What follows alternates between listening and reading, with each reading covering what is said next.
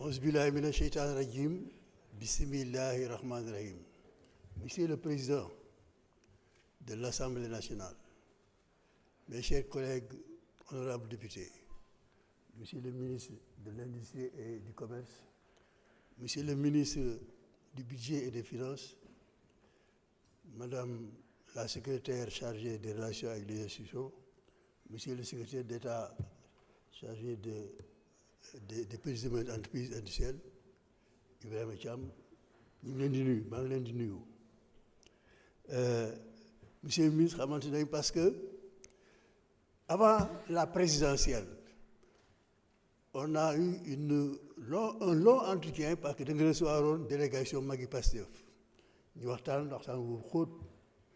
ba ñu fa génnee suñu wax moo doon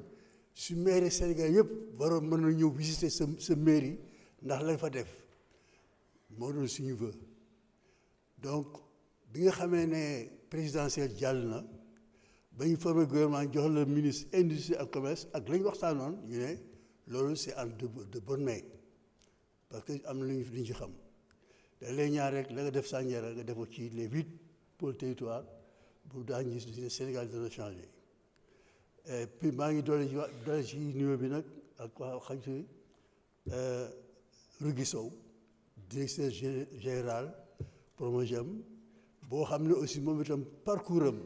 démbam li ñu ko xamee ci jëfam ñu wax ne li ñu ko dénk bu soobee yàlla dana ci def réalisation. Secrétaire bi nag muy Ibrahima Thiam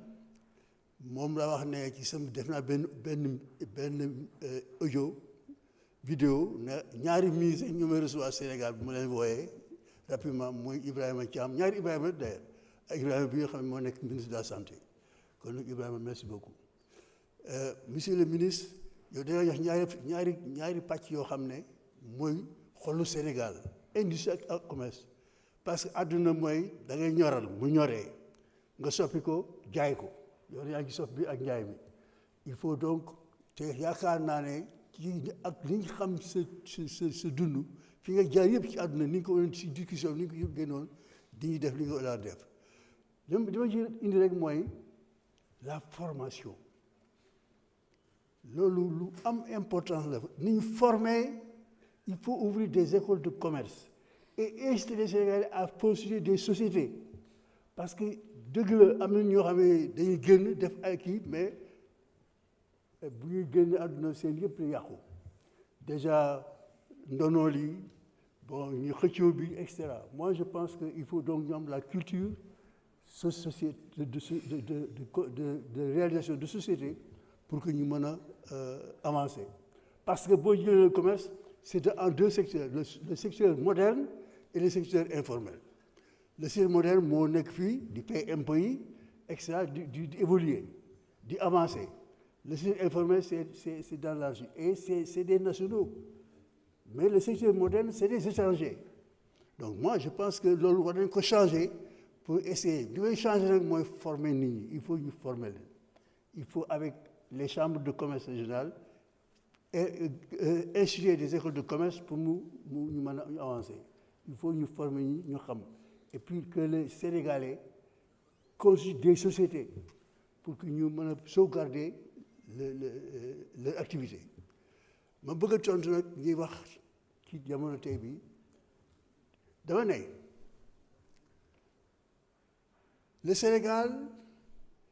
est indépendant le 4 avril 1960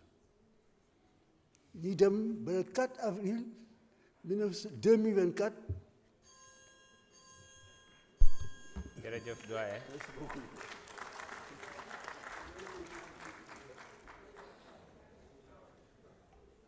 ñu ngi jox kàddu gi Fodé Al Amin Diouf Fodé Mané mën nga waajal.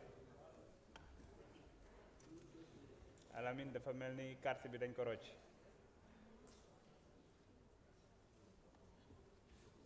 ñu ngi fi woon sànq mais dañ ko rocc.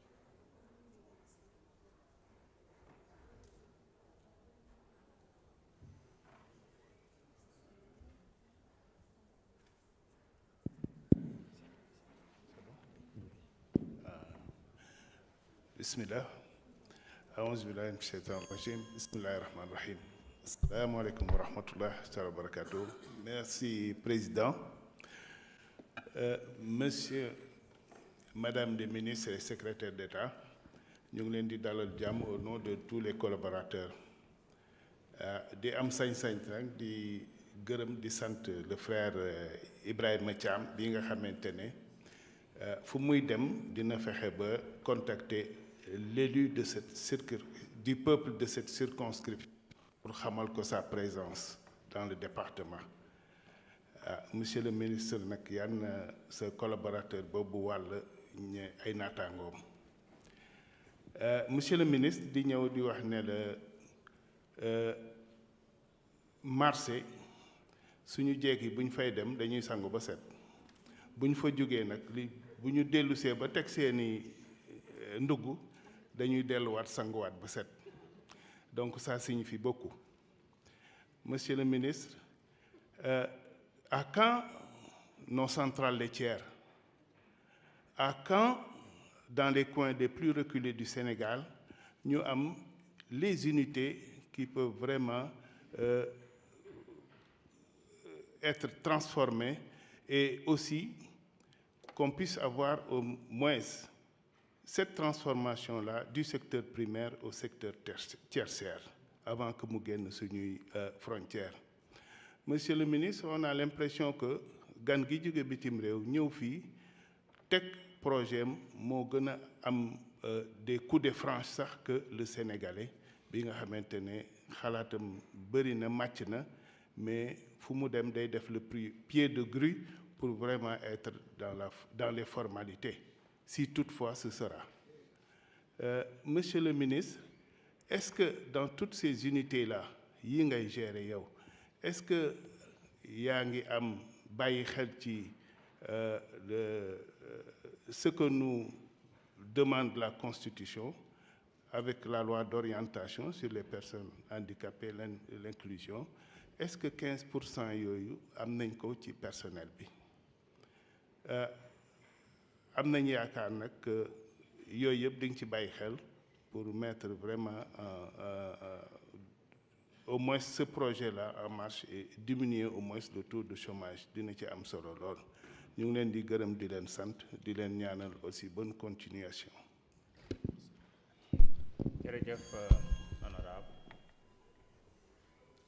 ñu ngi jox kàddu gi Fodé Mané Seynabou Yacine Samb mën nga waajal.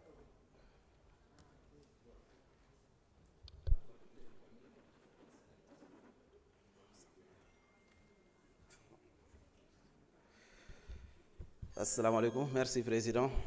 Assalamu alaikum monsieur le ministre, secrétaire d'État, ñu lay nuyu di nuyu waale bon pratiquement c'est le même département ministériel parce que fa la nekkoon ci yéen kon ñu ngi leen di ziyaare bu baax a baax. Monsieur le ministre, defe naa ne ci wàllu culture commerce moom Sénégal defe naa ne mën nañ wax ne xam nañ ko bu baax a baax.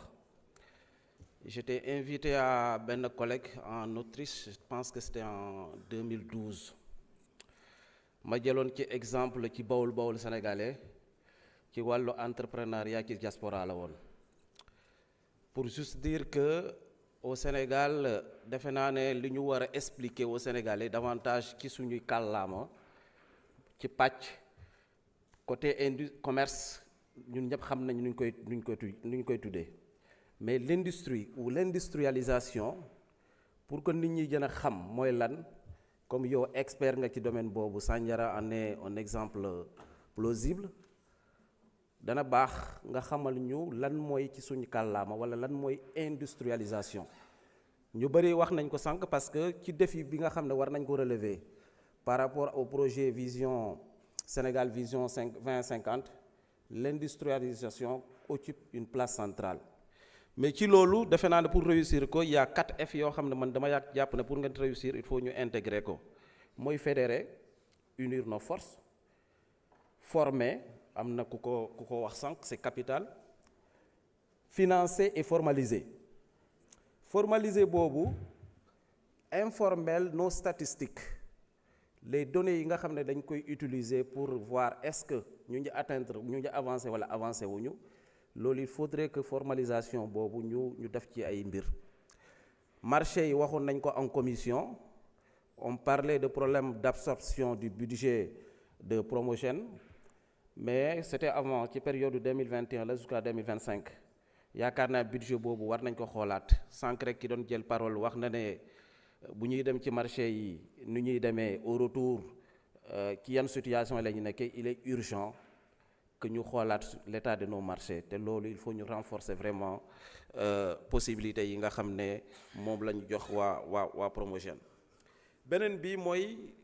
nit ñi dañuy wax soxla fi soxla am kay marché am na fa des opportunités existent dans ce pays-là ci loolu aux côtés des zones frontalières yan stratégie la Sénégal di def pour capter opportunités yi fa nekk pour que yeneen pays yi fa nekk moo xam la Gambie la wala yeneen yi ñu bañ ko jël parce que nous sommes en concurrence ñun lan la ñu war a def dans ces zones frontalières parce que Sénégal dëkk yu bari ñoo ko war est-ce que ñu ngi koy bàyyi xel pour que ñooñu nga xam ne ay yeneen dëkk la ñu bañ a profiter des opportunités qui sont dans ces zones-là. Cohabitation marché garage yi au niveau du Sénégal constat mooy bëri foo dem fekk garage rek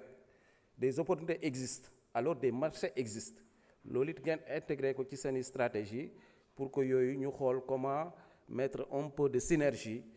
d'organisation dans tout ça pour que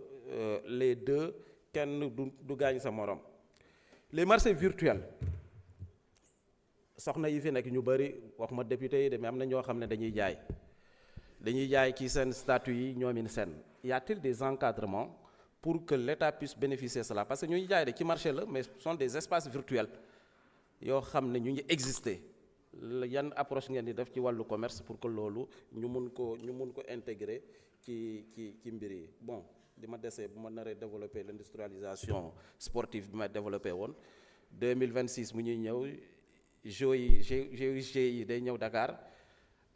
l'industrie sportive il faut que ñu jën ko yokk aussi pour que le Sénégal puisse bénéficier de ce secteur aussi. Merci beaucoup. jërëjëf Seynabou Yacine Sam mën nga ñëw jël kàddu Ahmadou Lo mën nga waajal.